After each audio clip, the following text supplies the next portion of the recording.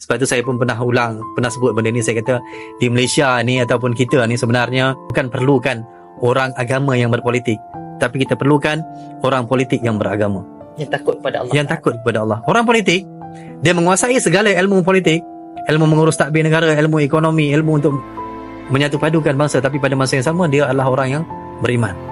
Ya, dia percaya. Pihak yang berbeza akan menggunakan, dia mungkin tidak mampu untuk melawan daripada segi sudut pencapaian ekonomi, pencapaian pembangunan. Jadi bagaimana untuk melemahkan? Caranya adalah dengan mengambil jalur bibit. Saya sekali lagi tidak memanggil mereka Khawarij, tetapi mengambil pendekatan yang pernah diambil oleh Khawarij. Mula-mula mereka kritik sehingga yang sama lampau mengkafirkan, dan ini semua telah pun dilakukan oleh kita. Sedar bahawa ini adalah ciri-ciri yang dilarang oleh agama.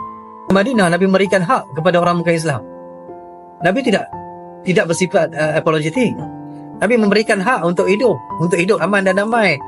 Yahudi, Bani Qainuqa, orang Nasrani, semuanya tinggal bersama. Nabi tidak memberikan kata dua kepada mereka. Mereka aman, tinggal bebas, kekal dengan agama mereka. Tapi pada masa yang sama, akhlak golongan Ansar dan Muhajirin mengubah Madinah sebagai negara yang baldatun thayyibatun wa rabbun ghafur. Saya selalu mengambil agama itu sebagai satu panduan, orbit saya. Bahawa apa pun saya cakap, apa pun saya buat, bahawa ia mestilah berlegal di sekeliling orbit agama itu. Sebab sejarah itu, kaedah penulisan sejarah, historiografi itu sebenarnya sebagaimana hadis juga. Cumanya hadis ini rosak hadis, bermain dengan hadis rosak akidah.